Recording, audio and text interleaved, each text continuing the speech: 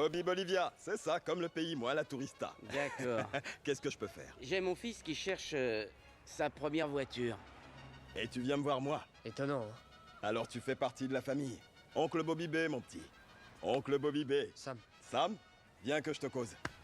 Sam, ton premier frisson garanti d'homme libre t'attend sous un des capots qui sont là.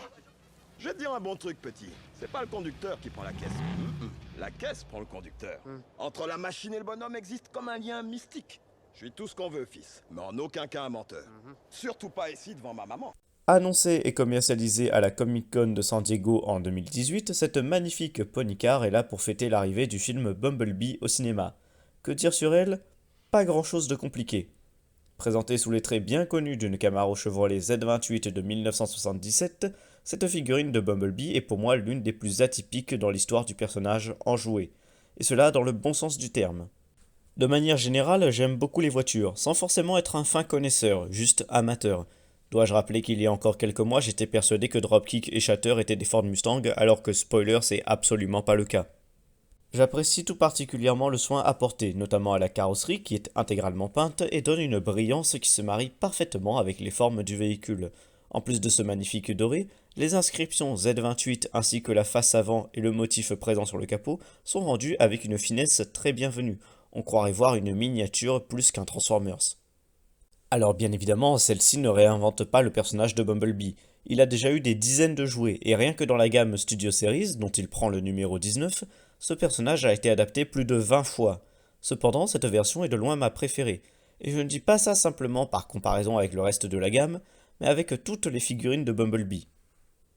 Je ne saurais pas clairement l'expliquer car même s'il y a sans doute un biais nostalgique important, cette voiture n'est pas ma favorite parmi toutes celles vues à l'écran. Cet honneur reviendrait plutôt à la SS de 1967 que l'on voit dans le quatrième film. C'est probablement son caractère sacré entre guillemets qui me fait apprécier la figurine à ce point. Entre le contexte de sa sortie et ses couleurs qui pourraient évoquer un exclusif de Lucky Draw, bien que le personnage n'a pas eu droit à sa figurine chromée à l'époque, j'y vois comme une commémoration. Il faut quand même rappeler qu'à l'époque de sa sortie, le premier film Transformers avait déjà 11 ans. Revenir à la toute première voiture qu'a adoptée Bumblebee est une manière simple, mais bougrement efficace, de fêter la consécration de son parcours avant la sortie de son propre film en décembre de la même année. Vous l'aurez sans doute compris, j'aime cette voiture. Je n'ai globalement rien à lui reprocher, en tout cas dans ce mode. Le seul défaut, à la limite, que je relèverai, c'est que les pièces de la carrosserie ont des séparations très accentuées. Après, ça évite d'abîmer la peinture durant la transformation, donc c'est un mal pour un bien. Et parlant de mal, parlons du mode robot. Je sais, ça peut faire bizarre, surtout que jusqu'à maintenant je n'ai dit que du bien de ce jouet, mais c'est exactement mon ressenti. Sans être fondamentalement mauvais, le robot est clairement moins bien fini. Entre les pièces noires qui ajoutent un contraste énorme avec l'argenté, ainsi que les pièces dorées qui ont fatalement une teinte différente des pièces peintes de la carrosserie, on a clairement un résultat qui fait plus brouillon.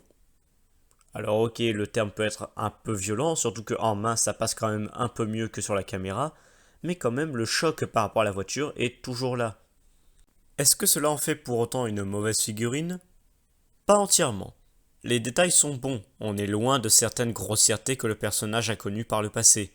De même, intégrer l'arme en faisant une pièce de remplacement est un bon moyen de la voir avec un meilleur rendu, même si là encore c'est pas parfait, notamment pour des questions de couleur qui diffèrent en fonction de l'avant-bras. Si on prend le jouet dans sa globalité, il reste bon, même s'il est imparfait. Ce Bumblebee correspond très bien à ce que je disais au début de cette vidéo.